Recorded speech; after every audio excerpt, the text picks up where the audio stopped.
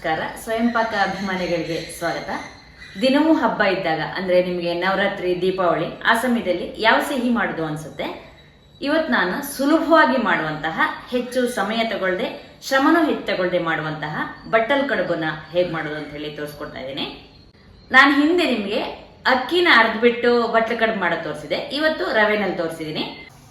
ಬೇಕಾಗುವ ಪದಾರ್ಥಗಳು: ರವೆ, ಉಪ್ಪಿಟ್ಟಿನ ರವೆ ಅಥವಾ ಲೋಕಲ್ ರವೆ, ಬಾಂಬೆ ರವೆ ಅಂತಾರಲ್ಲ, ಅದನ್ನ ಇಟ್ಕೊಂಡಿದ್ದೀನಿ. 1/3 ಕಪ್ನಷ್ಟು.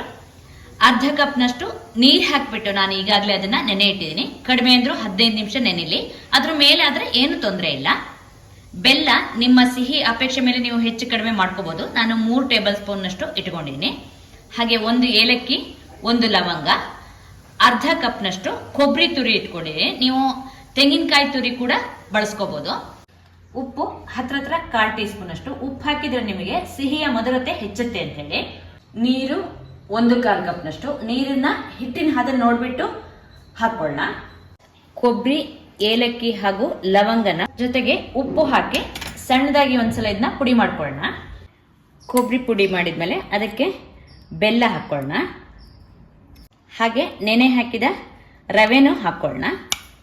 ಸಣ್ಣಕ್ಕೆ ರುಬ್ಕೊಳ್ಳೋಣ. ನುಣ್ಣಕ್ಕೆ ರುಬ್ಬಿದಿನಿದ್ನ ಒಂದು ಪಾತ್ರೆಗೆ ತೆಕ್ಕೊಳ್ಳೋಣ. 1/4 ಕಪ್ನಷ್ಟು ನೀರು ಹಾಕಿ ಮಿಕ್ಸರ್ ಜಾರ್ನಲ್ಲಿ ಇದ್ದಿದ್ದು ಕೂಡ ಪಾತ್ರೆಗೆ ಹಾಕಿದ್ದೀನಿ. ಈಗ ನೋಡಿ, ಈ ಹದದಲ್ಲಿ ಇದೆ. ನಾನು ಇದಕ್ಕೀಗ 1 ಕಪ್ನಷ್ಟು ನೀರು ಹಾಕಿದ್ದೀನಿ. ಇನ್ನೊಂದು ಸ್ವಲ್ಪ ನೀರು ಹಾಕೊಳ್ಳೋಣ. ಈಗ ಒಟ್ಟು ನಾನು ಇದಕ್ಕೆ 1/4 ಕಪ್ನಷ್ಟು ನೀರು ಹಾಕಿದ್ದೀನಿ. ಒಂದು ತಟ್ಟೆಗೆ ಸ್ವಲ್ಪ ಕೊಬ್ಬರಿ ಎಣ್ಣೆ ಅಥವಾ ತುಪ್ಪನ ಸುತ್ತ ಹೀಗೆ ಸವರ್ಕೊಳ್ಳಿ. ಹಿಟ್ಟನ್ನ ಚೆನ್ನಾಗಿ ಕೈಯಾಡ್ಬಿಟ್ಟು ಎಣ್ಣೆ ಹೆಚ್ಚಿದ ತಟ್ಟೆಗೆ ಹಿಟ್ಟನ್ನು ಹಾಕೊಳ್ಳೋಣ. ತೀರಾ ದಪ್ಪ ಆಗುವಷ್ಟು ಹಿಟ್ಟು ಹಾಕ್ಬೇಡಿ. ಈಗ ಇದನ್ನ ಆವಿನಲ್ಲಿ ಬೇಯಿಸ್ಬೇಕು. ಅದನ್ನ ನಾನು ಒಂದು ಬಾಣಲಿಗೆ ನೀರು ಹಾಕ್ಬಿಟ್ಟು ಒಂದು ರಿಂಗ್ ಇಟ್ಟು ಅದ್ರ ಮೇಲೆ ಈ ತಟ್ಟೆನ ಇಡ್ತಾ ಇದ್ದೀನಿ. ಇದನ್ನ ಮುಚ್ಚಳ ಮುಚ್ಚಿ ಬೇಯಿಸ್ಕೊಳ್ಳೋಣ. ಇದೀಗ ಆಗಿದೆ ನೋಡೋಣ. ಕೈಗೆ ಸ್ವಲ್ಪ ನೀರು ಮುಟ್ಟಿಸ್ಕೊಂಡು ಇದನ್ನ ಮುಟ್ಟಿದೆ ನೋಡಿ. ಇದೀಗ ಆಗಿದೆ. ಇದನ್ನ ತೆಗೆದ್ಬಿಟ್ಟು ಈಗ ಇನ್ನೊಂದನ್ನ ಇಡೋಣ. ಉರಿ ದೊಡ್ಡ ಉರಿ ಇತ್ತು ಅಂದ್ರೆ ನಿಮಗಿದು ಬೇಗ ಆಗುತ್ತೆ. ಹೆಚ್ಚು ಅಂದ್ರೆ 1.5-2 ನಿಮಿಷದೊಳಗೆ ಆಗತ್ತೆ. ಸ್ವಲ್ಪ ಬೆಚ್ಚಗಾದ್ಮೇಲೆ ಹೀಗೆ ಸುತ್ತ ಇದನ್ನ ಒಂದು ಕಡ್ಡಿನಲ್ಲಿ ಬಿಡಿಸ್ಕೊಳ್ಳಿ.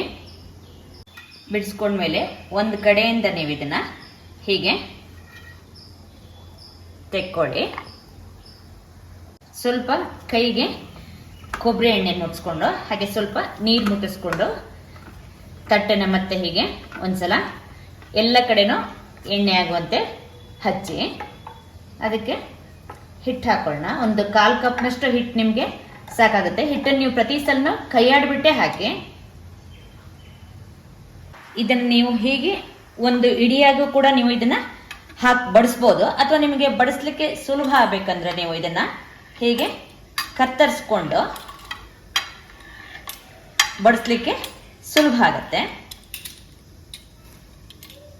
ನೋಡಿ. ಈ ತರ ನಿಮ್ಗೆ ಇದು ಚೆನ್ನಾಗಿ ಬರುತ್ತೆ. ಅಂದ್ರೆ ಹಾಲ್ಬಾಯಿ ರುಚಿಯನ್ನೇ ನಿಮ್ಗಿದು ಕೊಡುತ್ತೆ. ಈಗ ಇನ್ನೊಂದು ಇಟ್ಟಿತ್ತಲ್ಲ, ಅದು ಆಗಿದೆ ನೋಡೋಣ. ಕೈಗೆ ಸ್ವಲ್ಪ ನೀರು ಮುಟ್ಟಿಸ್ಕೊಂಡ್ರೆ ನಿಮ್ಗೆ ನೋಡಿ ಇದು ಅಂಟಬಾರ್ದು. ಈಗಿದು ಆಗಿದೆ. ಹಾಗೆ ನೀವು ಬಾಂಡೆಲ್ ಕೂಡ ನೀರಿದೆಯಾ ಅಂತ ನೋಡ್ಕೊಳ್ತಾ ಇರಿ. ಒಂದಾಗ್ಲಿಕ್ಕೂ ನೀವು ಇನ್ನೊಂದನ್ನ ಸಿದ್ಧ ಮಾಡಿ ಇಟ್ಕೊಂಡ್ರೆ ತಕ್ಷಣಕ್ಕೆ ನೀವು ಇಟ್ಕೊಂಡು ಅದನ್ನು ಕೂಡ ಬೇಯಿಸ್ಕೋಬಹುದು. ಇದೇ ತರ ನೀವು ಉಳಿದಿದ್ದನ್ನು ಮಾಡ್ಕೊಳ್ಳಿ. ಸುತ್ತ ಈ ತರ ಕಡ್ಡಿನಲ್ಲಿ ಬಿಟ್ಕೊಂಡು ಸುತ್ತ ಹೀಗೆ ಕಡ್ಡಿನಲ್ಲಿ ಬಿಡಿಸ್ಕೊಂಡು ಕೈಗೆ ಸ್ವಲ್ಪ ನೀರು ಮುಟ್ಟಿಸ್ಕೊಂಡ್ರೆ ನಿಮ್ಗೆ ಇದನ್ನ ತೆಗಿಲಿಕ್ಕೆ ಸುಲಭ ಆಗತ್ತೆ.